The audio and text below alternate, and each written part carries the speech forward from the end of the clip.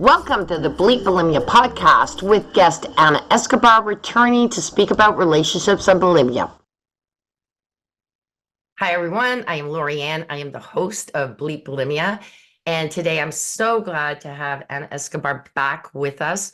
And she's going to be speaking to where she's going. Like, she's really progressed a lot. But the other thing too, we're going to be talking about relationships. And I think that that's important for people out there who are with people who are struggling with bulimia, and how we felt and how our formers have felt as well about it.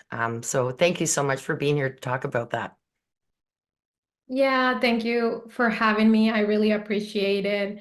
I do think that the eating disorder, specific bulimia, there are so many factors around. And being in a relationship and having somebody that understands you or at least accept you for where you are in your journey, it's a big step for somebody that has bulimia. So when you asked me like, hey, what about if we talk about this? I was like, yeah, I love it. I think this will give a lot of insights to everybody. And not just that, like we can also share our own stories and that will be amazing. Yes. Now, before we begin, I just do want you to introduce yourself. Tell our listeners what you do, because I know that you're helping people with bulimia, and I love that. And you're really getting into this big. So please let them know how you're doing it. And so that will be our intro, so people know who I'm talking to. Okay, perfect. Yeah, so as you said, my name is Ana Escobar, and with the Magic in Healing, what I am doing right now is transformational coaching. So taking the person from point A to point C in a coaching program, or even with any of the sessions that I do one-on-one, you already start seeing healing in yourself. So what I do is I share all the tools that help me out to understand myself in the process of healing the eating disorder, bulimia, binge eating, because both of them, like for me, was bulimia at the beginning, and then I find out that I after overcame bulimia, binge eating was the next one. So, and then after that was the body image. So there, like we think that is one thing, but there is more than one thing attached to. So these days, what I do is I help a specific, it could be women or men, to overcome, to dig more in them. And I share all the tools that help me out. So yeah, we can do coaching program, we can do one-on-one. I also I'm creating courses. So there's going to be a course going on in October. So you guys can, if you got wants to do self-education, you can do it also. So it's a little bit of everything. My main thing, my main mission is to help people to realize that you guys are not alone, as because I thought that I was alone. And when you think that you're alone and you're the only one having the problem, guess what? It gets like hell.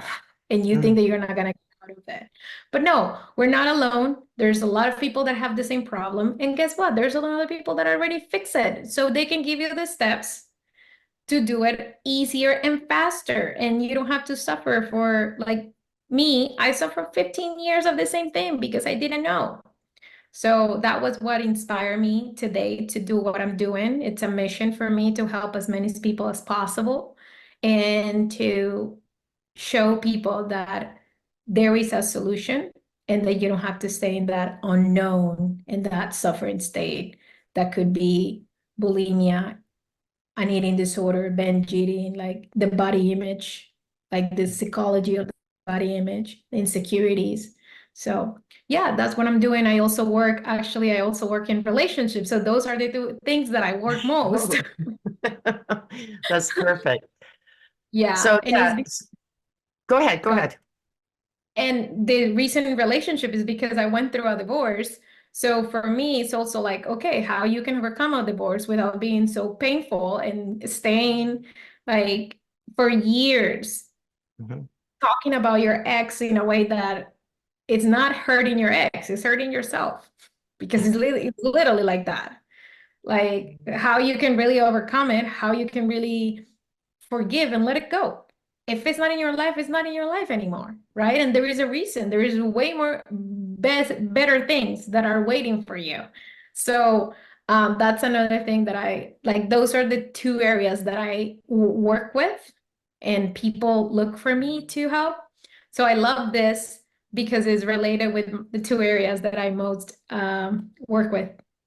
That's awesome. I yeah, it's interesting because relationships, we're talking about how once you get into it, like I was telling you, my spouse knew even before we were engaged. I told him because I had a boyfriend broke up with me because he found out and he couldn't handle it. And then I thought, I don't want this again because that's painful as well. I'm going to let you speak to that because you were talking about understanding. But on their side, right? Um, it's difficult. So I'd love you to reiterate some of the stuff we talked about in regards to that, right? So, Yeah. So when I think being part of a relationship, right? Like getting into a relationship and be as honest as possible with your partner, it's key. Communication, it's key in a relationship. And when we have situations like, or issues like an eating disorder, in this case, bulimia, if you share that with your partner and your partner can't handle it, that's telling you something, right? And there's two things. Either you two work together, or if the person is not willing to work with you, it's okay. You have to keep working for yourself, and you also have a decision to make. Does the person have to work with you? No, nobody have to. If they don't know what is an eating disorder and they haven't been through an eating disorder, most likely they will not understand it. And for them, it will be like so many people think that eating, they not even understand what is an eating disorder, mm, right? So you have to explain what is an eating disorder. So you can take the time to explain to your partner, hey, I have an eating disorder. Now, an eating disorder is this, this, and this. And if the person is willing and open, they will listen to you and they will start trying to understand you. And somebody that wants to do that is because has the time and wants to really, really be there for you and hold space for you. Not everybody has the capacity to do that. And if it doesn't happen, it's not that they don't want to, it's that they don't know how to. And maybe even if you're trying to explain it, the model of the world that they have that does, it could happen that doesn't make sense. yeah, Because somebody that doesn't have the fear for food will not understand what is that. it's And there's true. people that they don't have fear for food. Like Yeah, that's reality. There are people that is like, but it's just food. You just eat and that's it. And you don't have to eat because you're hungry or like things like that. But there is another people like us that we had to work in our relationship with food because we were afraid for food. We were afraid about eating and getting weight or losing weight or like all these things that we learned when we were kids. yeah, So if you're one of those people that maybe are in a relationship and you don't feel understood by your partner, it's not that they don't love you, it's that they don't understand. And they don't understand because they don't know what is being afraid for food. So it's a little bit of having that compassion, but I do believe that it's work that you have. Like the two people has to be open and willing to work.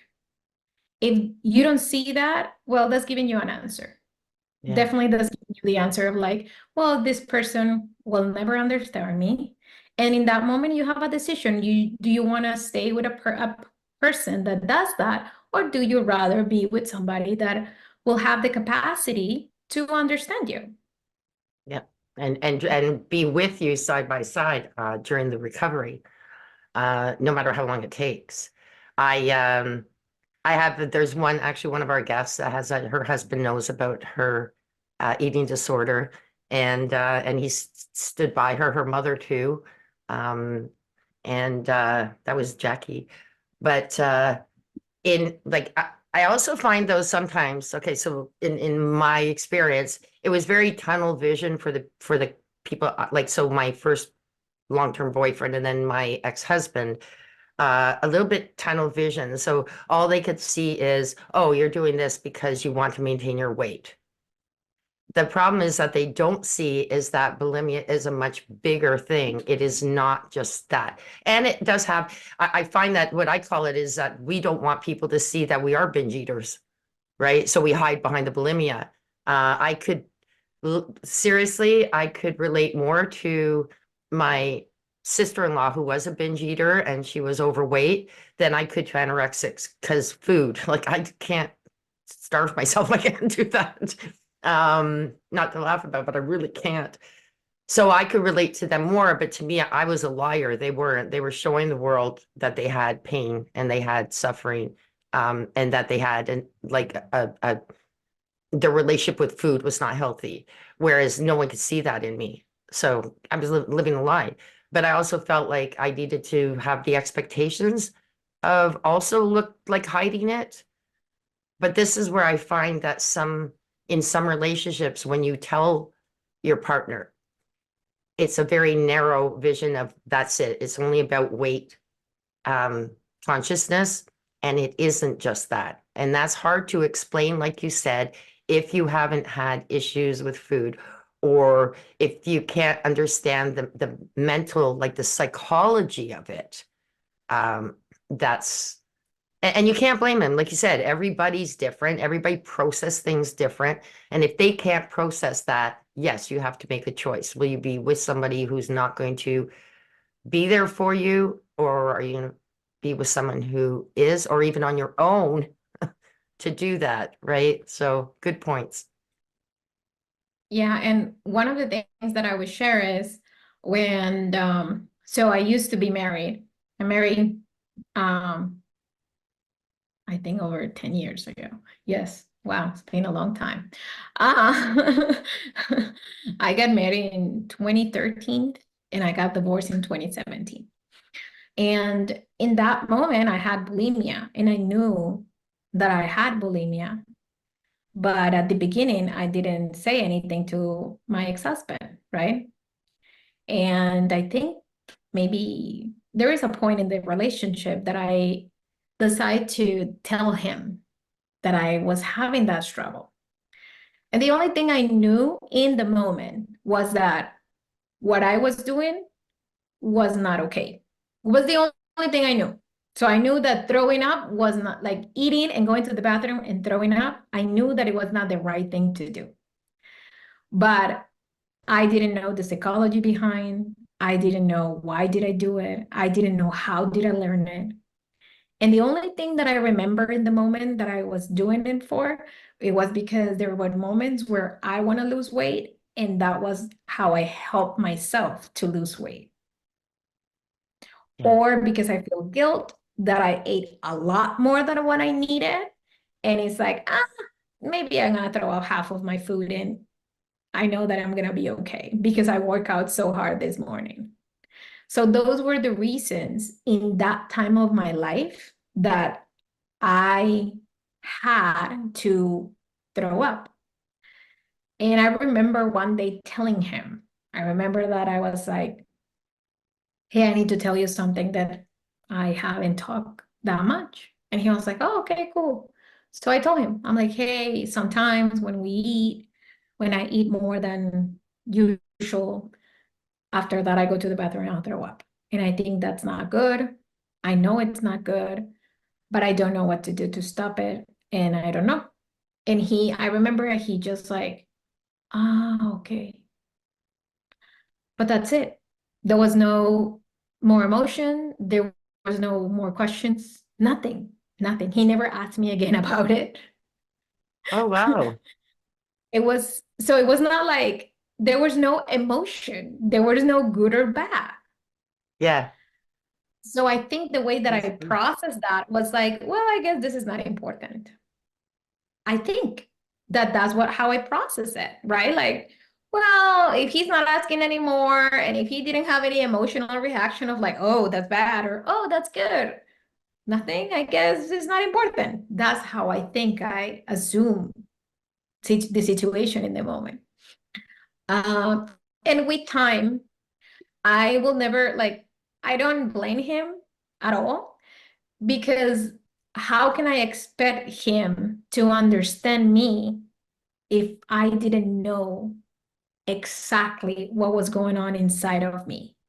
I knew that I was doing something that didn't look good, and I think it was not appropriate, And but unhealthy. I Yeah. didn't know that the psychology behind. I didn't Yeah. know that there were things that maybe were related with my childhood, my mom, the way that I process my emotions. Like I didn't Mm. know any of that until probably it's actually because of the divorce is when I started getting to know myself, right? So I kind of like a lot of people is like, yeah, the divorce is terrible, and I will not say no. Like, it was very hard for me to like break up and to end the relationship, but that pain lead me to know better myself. And in that knowing better myself is when one of the things that I healed was the eating disorder.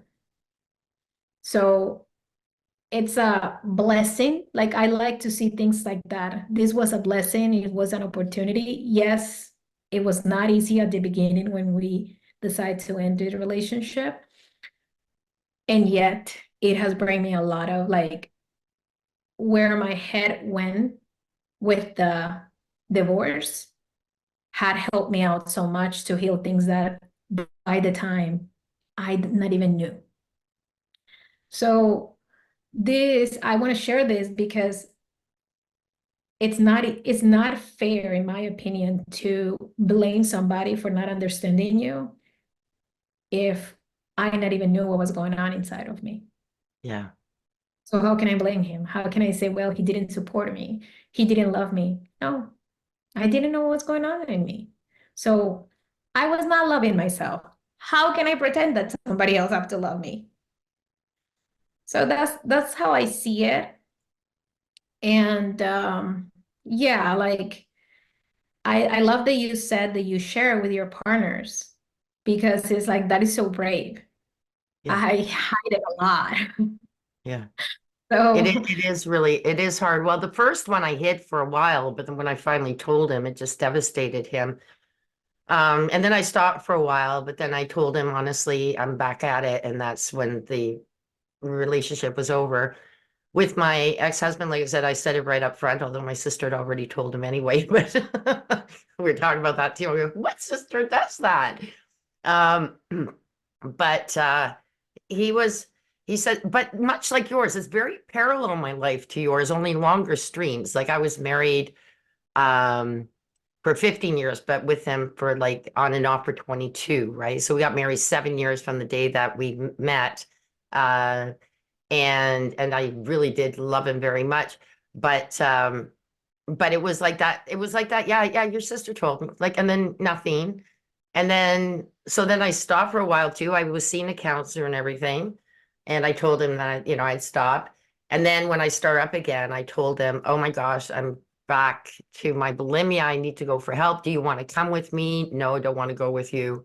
And he says, you're killing yourself. It's not a good thing. And I'm going, thanks for the support. Like, I'm going, yeah, I know, but it would have been nice if he at least attempted to come with me and support me and hear out because the psychiatrist knew most, like not all of them knew, but they would go and they would at least have some idea of the psychology behind it, right?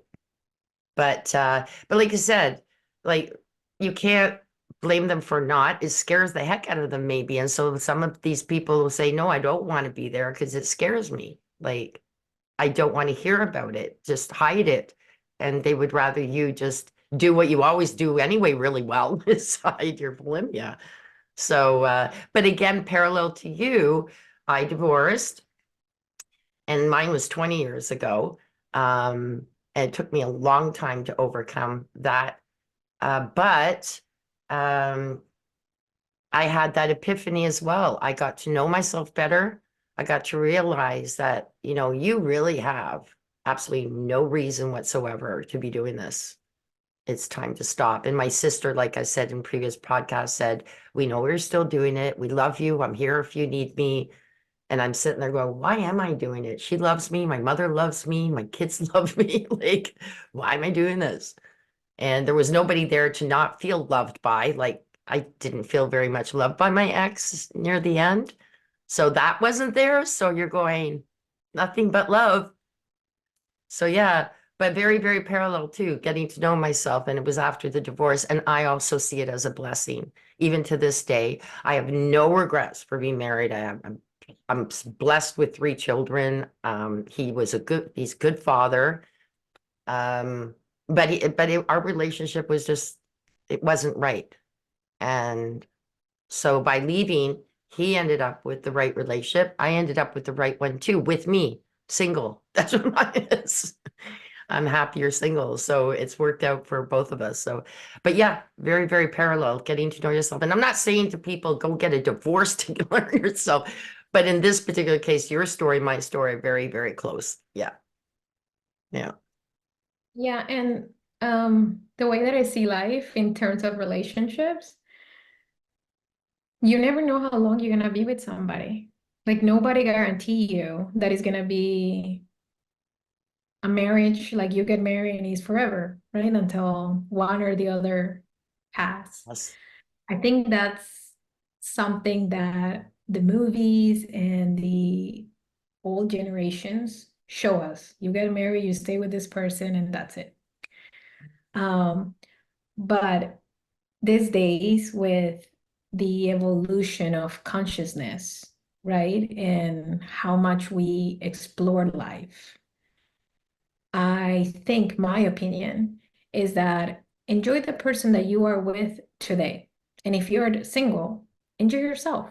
Like enjoy the relationship and enjoy being single, right? And if it happens that you start a relationship, there like it's easier to not have expectations. It's easy to Yes. not be thinking, oh, we have to be forever. This is gonna be in because I have 3 kids, or because we got married, so he has to be my partner until I die. Those expectations are, in my opinion, something that lead you to even more suffering. Because if Yes. something has to happen, right, the expectation will make you will create more pain on you, not in anybody else. Yep. So it's not like, oh, don't believe in marriage forever, like, or it's gonna work or not. My, like, the way that I see it today, it's that I enjoy my relationship, the relationship that I'm with, like, and I enjoy it. I think it's great. I love that we have been almost 5 years together and we have explored so many things. And I live the present moment. Am I going to tell you, hey, yeah, he's the man for me for 80 more years? Do I see him? Do I see myself with him for a long time? Yes. Like, yes, I that's the reason why I'm with him today. Like, I'm not thinking in 80 years I want to be with you, because that's another thing. Like, if I am thinking, yes, this is a person that I want to be with when I'm 80. Well, guess what? When you're 40, your expectations are different than when you're 80. Yeah. Yeah. So it's like, are you living here or are you living in the future? Do you want somebody for your 40s, your 50s, your 60s, or you want somebody for your 80s when your mindset and your situation in life is different? So that's one of the things that I really like, I enjoy today. And is this, do I see this person in 5 years with me, in 10 years with me, in 50 years with me? Yes, of course, yes. Because if I see it today, probably I will see it there. If anything happens and things change, I accept it too. And But you it's will not like, have, yeah, I was just gonna say, and you will have the great moments of living in that present as you said, right? Living in today. I love that. Like even for my birthday was yesterday, by the way. Um, Oh, okay. so I love that, they said, what do you want? I said, I don't want presents. I want presents. So I Yes. don't want stuff. I want you. So I don't want the presents with the T. I want the presents with the CE. And and I did, and I had all of that, and it was beautiful. So yeah, it's and that's the thing, right? Living for today. So like I have a great memory of my birthday because it's about the presents with the CE, not the TS. Um, and you're right, every day is so important so that when you walk away, you remember the good days, the wonderful things, because you're living in that instead of thinking of the future, arguing about the future. Oh my goodness, that's one of the things that I had in my relationship. The Yeah. money thing, the future, how much are we going to, the value of our net worth in 10 years has to be this. And I'm going, why? My net worth is living for the day. And I know, yes, money's important, but when you put it on a spreadsheet and you live it, that to me, it was so different than what my mindset is. Like, um, it was that important that we had to have monthly meetings to talk about our net worth, our future net worth. Um, Yeah, and it's good to have that order, like that being organized and having yeah, like a monthly idea of financially because you're living like I guess if both people work or whatever, or you want to be aware of what is going on. So I think those things are healthy, but that they don't determine your present moment with the person. yeah, Because there's a few things. One, you never know how long you're gonna live. So even if you're thinking I'm gonna be with this person until I'm 80, who's guaranteeing you that you're gonna be in Earth until you're 80? What about yeah, if you get to 40s and the universe God says, well, your time is done. So where did that expectation go? And who you gonna like complain about? Hey, why am I not in there? No, that was your time in this lifetime. So one thing is that, and two, um, if we're always concentrating the future, so there is a future in the past. So I think that sometimes it's like remember in the past or living in the future, right? And it's good to plan, but not to be attached to that. That's how I that's right. see it. Like plan, make your goals. Um, yeah, like see the future. Great, but do not attach to that. Don't Do not obsess. Yeah, correct. Do right. not put expectations because in that moment when you attach to it, and if it doesn't happen the way that you were thinking, Mm, guess what? It's gonna be painful. And if it's related in a relationship, you're gonna say, oh, it's because I am in this relationship, or it's because it's this person. But is really that, or is that your expectation was you put an expectation and you got an attachment to something that who guaranteed you that it will happen like that? yeah, So those are, I think that's very valuable for me to not have that attachment and just that helped me to enjoy the present moment, which is what I really can say. This is amazing. yeah, But yeah, that's one of my main things. Like, and my partner and I, we talk about that, and I think we align very well on that. Like, yes, we decide it's a decision to be every day with him.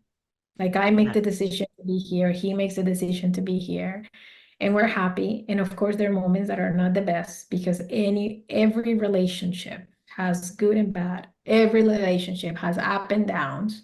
That's part of being with another human being in a family, mom and daughter, mom yeah, and son. There's gonna be moments of arguments.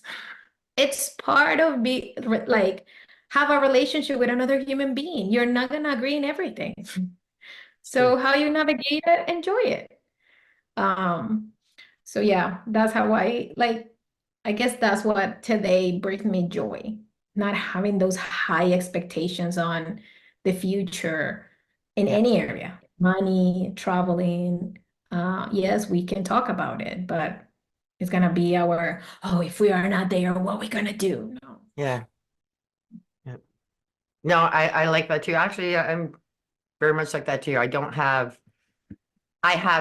have hopes and dreams of the future, but I'm not, like you said, it's not going to be something that I hold on to or expect myself to. And like you said, you expect it, then you don't achieve it, then yeah, you end up in a bad place and not liking yourself, which is not supposed to happen. You're supposed to love yourself all the time. Okay, sometimes. Just like, your relationship with yourself is just like a relationship with other people too. You've got up days and down days. Yeah. But and it's just to be aware of them, and when you're down, like that's one thing I'm very acutely aware of is I was joking around and I said, "Oh my gosh, Lorianne, how could you do something so stupid yesterday?" And then I have this other little voice going, "Excuse me, it's my birthday. Don't talk to me like that." It's like, and it's funny because I thought that I was really crazy. Like you said, sometimes think you're alone, but I've heard that people are doing that, and it's affirmation, right? They hear that little negative voice, so then they are aware of it, so then they speak to themselves in a positive voice, to just cancel it out. So, but I thought it was so funny. I'm thinking, yeah, I'm the same person. I'm talking to myself. That's really scary, but but yeah, when you bad talk yourself, we do that. Like my mother does it. Oh my goodness, I'm so clumsy. I don't say that, Mom. Just say, oops, I did this. I'm okay though. Everyone does this, right? Because the brain starts to believe it, Yes. and you That's, don't want that. yeah. I that like words are powerful Yep. and start creating. And it's okay if we if we have implement things like, oh, I'm so dumb, or I heard that people say I hate myself, like Yeah. words like that. But it's more than something that they learned when they were kids, most likely, or they were in school and maybe their best friend said that a lot. So you Yeah. just pick up and you just start saying that. And at the same token, you can pick up and start saying, I love myself. Yeah. Or if something happened that it was not good, it's like, oh, I make a mistake, but I'm learning from it. Yeah. So it's like those little words, like those little things that the way that I see it is you set yourself for success. You help yourself with those little things. So, okay, if you have a habit, because it's a habit of like, oh, I said I hate myself, or you're dumb, or you're stupid, or something like that. Okay, that's happening. There's not anything wrong with it. No. Can we go to the past and fix it? No. What can we do today Yeah. to create a better habit? So Yeah. if that word comes up, oh, I'm stupid. I'm just joking with you. Like Right. something like that. You know what I mean? Like I love it. Yeah. start playing with yourself. Start making funny or loving. Like I hate yourself.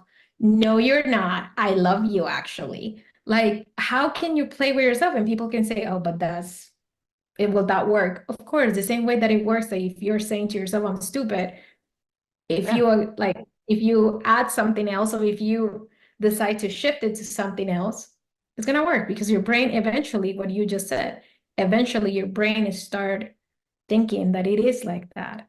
And going back to the eating disorder, that's how we got into it, Yeah. right? Like thinking that we have to be in certain way and that it didn't matter how much we ate and how much we threw up, it was not enough because there was a higher expectation that we learned in some point of our life, but it was not, it was a expectation, but it was not reality. We were not living in the present moment. No, you're right. So it's yeah, that's how I see it. Like, okay, where do I have higher expectations and are these worth it? Are these really, am I the only person that will be part of this expectation?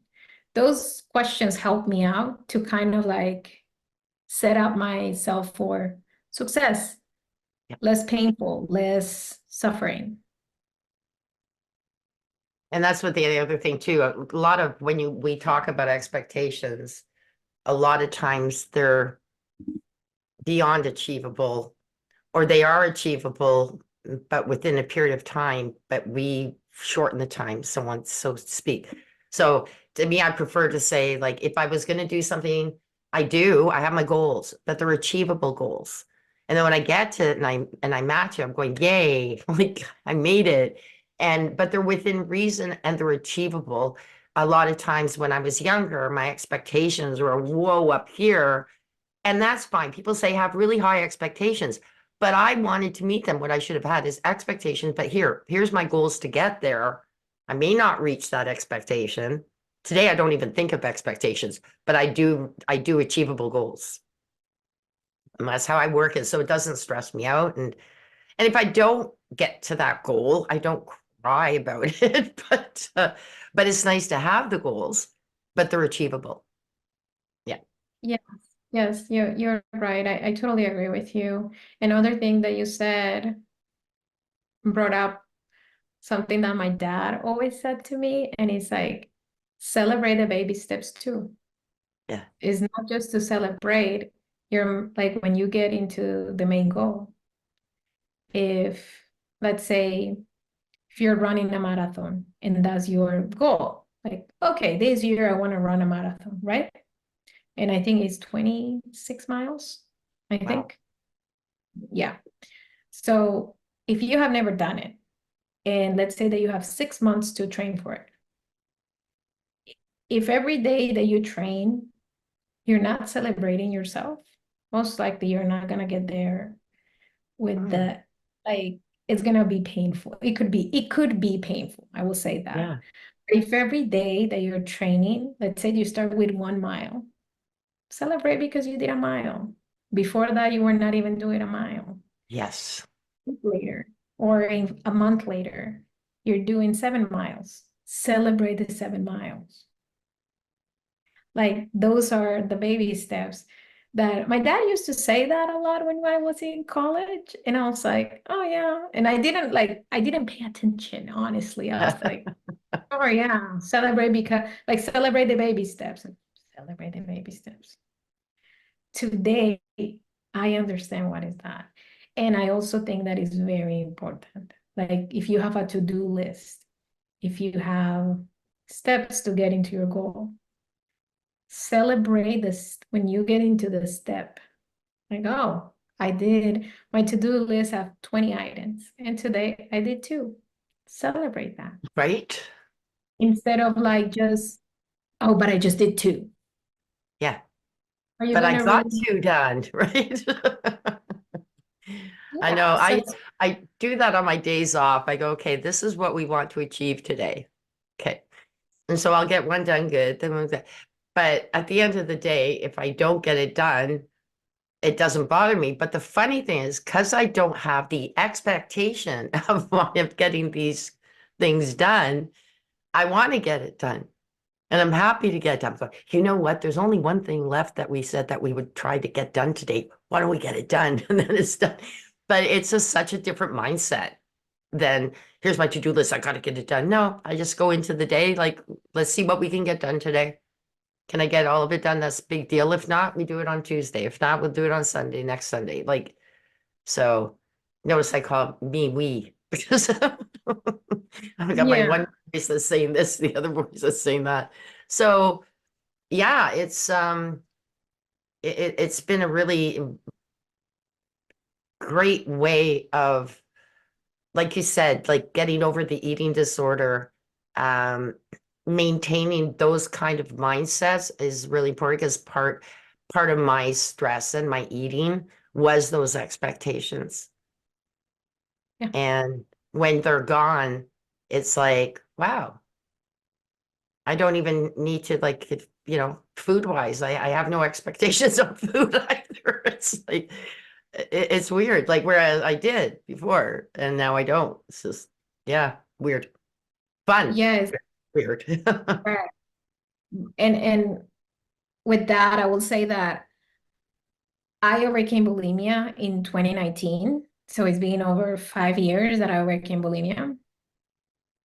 And I remember that when I overcame bulimia, in that moment, I promised myself that I will help people because it was like, it was something that I just felt. And I was like, I need to help people that are going through this so they don't suffer 15 years like I did.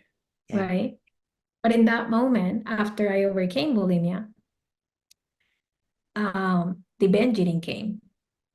So I gained like 25 pounds right away. When I stopped throwing up, I gained 25 pounds.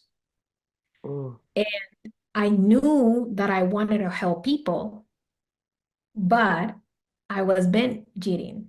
And it was not just the binge eating. I was over, like I was like, oh, but I'm 25 pounds over. How am I gonna so it's those expectations, like in that moment, I haven't worked in the psychology of it. So I started working on the binge eating and then I overcame the binge eating. And then after the binge eating was like, okay, the vision was clear. I want to help people. But I didn't feel confident in those moments because I still had the psychology that I had to have certain type of body in order for people to believe in me. Oh, yeah. You know what I mean? So it's Yeah. this like oh yeah, I overcame it. Yes, I overcame bulimia, I overcame binge eating, but the psychology that I had and the image, like what was bothering me about my body image didn't let me go out and start helping people yet. Yeah. And then when I worked in the psychology, what was behind, like, because it's a journey. For me, it was a journey of healing. It was not like, oh yeah, I overcame today bulimia and tomorrow binge eating, and now I know what is going on psychologically in my head and what happens. Oh yeah, this everything. No, for me, it was a process that Yeah. today I help people in 3 months to do it. But for me, it was 3 years going through that. Yeah. So based on the experiences when today I said, okay, I can help people in 3 months to expedite that, right? Like, okay, I went through it. I know what it is. Now I want to help people. If you ask me today, most likely the Ana of 2019 will look the Ana of 2024 that, oh, you don't have the body yet to help people. Like if I go to Yeah. that mindset, Yeah. but when you work and you heal, for me, there was in that moment was like, no, I'm helping people because you start understanding really yourself and that expectation that I used to have. Yeah. I realized when I work on myself that it was just like an hallucination, like it was not Yeah. true. Like I had an expectation that I pretty much has to have the body of a model. Oh, Like it was like that. And it's not that I cannot have that body. It's more about like, is that really where I want to go? yeah. Am I a model? It's like, am I gonna be that? No, that's not part of what I see in my life. It was feeling great where I am. Even if it's with 20 pounds more, with 30 pounds less, it doesn't matter. It was when I felt that I am not planning every single meal to see how many carbs, how many protein. Oh, am I eating? Is this Yeah. or this? No, Mm. I just enjoy. And when I had that, when I knew that I'm like, I just eat and I enjoy the food, and I am able in those moments. Like right now, I know where my body is full and it's fine. Yes. But I used to not have that. Like Yeah. all that stress and those expectations, what it did was like it made me overeat, it made me more stressed. It made me think about, am I eating the right thing? No. Inside, because you're not telling the people that you're eating with, if you are like Yeah. with friends, like, oh no, that's good, that's bad. No, you're thinking inside of you, but you're just giving more stress that give you even to eat more, to feel guilt, to Yeah. feel shame. Those feelings are not helping you. So that's one of the things that I think the eating disorder helped me out a lot to understand how much those expectations were not helping myself, Yeah. were hurting myself instead. And today, if you ask me, I feel super good with my body. When I do exercise almost 3 to 5 times a week, it's healthy. Like I feel healthier than when I was 5 years ago. So it's that feeling is what for me, it's a blessing. And not having that big expectation, which at the end I have applied it in all of the areas in my life. Like it's not just with the food, now it's with other things. And it's sometimes, and I will say, it's not that these days I'm like, oh, I don't have no expectations. There are moments that I am like, okay, I'm expecting this, but I cut myself faster. I don't let myself going on that expectation for like 5 months, 6 months. No, I cut myself fast. I'm like, is this really helping me? Or Yeah. maybe it's better if I start shifting the meaning of this, the way that I'm seeing it, right? Is this an expectation? Or can I appreciate where I am right now in this area and what I have achieved or the idea that I have? So that's how I see the healing journey. Like that's like the proof for me, like, oh yeah, definitely the Anna of 5 years ago or even 3 years ago was in another journey. That's beautiful. Yeah, I like that, the expectations, because even when you're with a partner, I find there's things that you would like, but I think that there's certain, you have to watch your expectations of your partner. Um, because they're your own expectations, they're not theirs, right? So coming back to relationships, and I love that. You can't expect the other person to understand. It may end a relationship, it may make one stronger. And one thing I did love what you said, it really does, I believe that you are right. Take an empath, like somebody very that's empath, has a lot of empathy, um, to be able to stand by someone with bulimia. There's, like me, it was 30 years. I struggled on and off. Um, it's been, it's going to be 14 years coming this year in February that I've been without. So it's pretty exciting. Half of what the 30 years is, I've already done 15 forward. Um, but yeah, so I think those are really important, is that if your partner does not have that empathy, but you chose them and you love them, you're just gonna have to, as you said, work this probably on your own. It's a hard journey sometimes, but that's why we have people like Anna there for you listeners to help you out, and people out there to help for people who are too afraid to tell their partners, or those that the partners really, I wouldn't say they're fully not empaths, um, but it does really take a really strong person to be standing by your side, holding your hand, and going, look, I'll be there for you no matter what. And having to listen, hey, you know what? I just went to the washroom again and did it again. It's like, why can't you stop? Like, right? Someone who says, okay, let's just keep going. Like it's hard. I can't imagine how my ex-husband was thinking, because he never brought things out. So internalizing, he was probably internalizing a lot of pain, but couldn't speak it, right? And that's the other thing you have to watch for. So yeah, relationships. Well, I'm so glad that I had you on. Um, Tell my listeners where they can find you. I just think that I love that you're there to help people, and I think it really is important, whether it's relationship or whether it's the eating disorder, binge eating. Please let them know. Yeah, of course. You can find me in Instagram at the magic in healing. You will find a lot of these interviews and information. My first consultation is for free, so you can book if you just want to talk and see, hey, Anna, I have this, no problem. So first consultation is free, and also the one-on-one sessions, or if you have any questions, let me know. So you can find me in Instagram.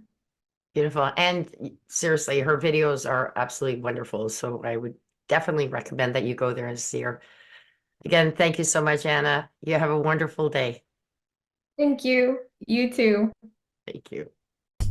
Thank you for listening to this episode. Be sure to visit me at bleepbulimia.com.